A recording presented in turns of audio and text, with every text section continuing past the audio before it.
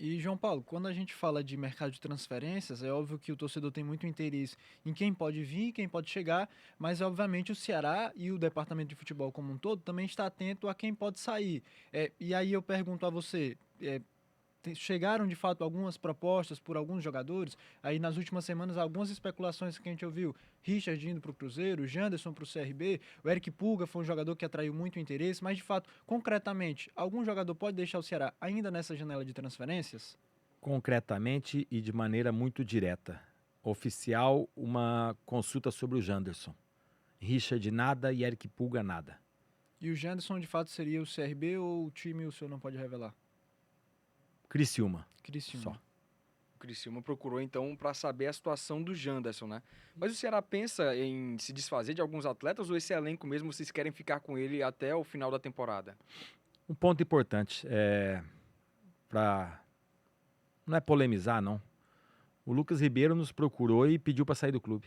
E por uma pressão externa, por um desconforto dele,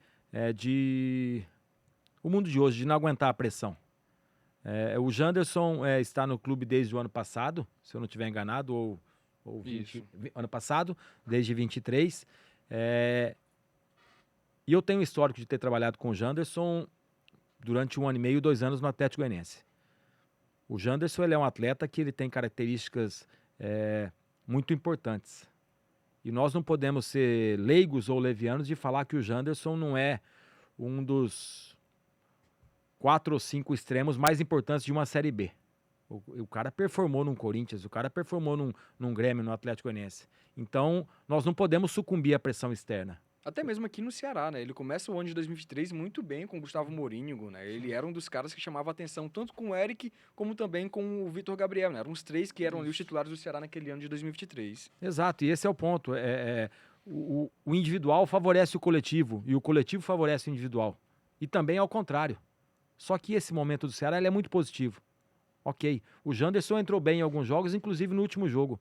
Porém perdeu a bola que depois leva o gol, mas tem vários erros na sequência.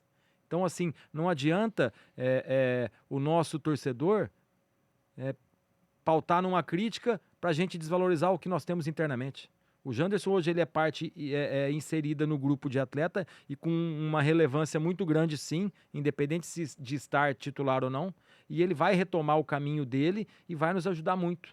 Então, assim, a gente conta muito com ele e conta com o apoio da nossa torcida perante esse atleta e todos do elenco.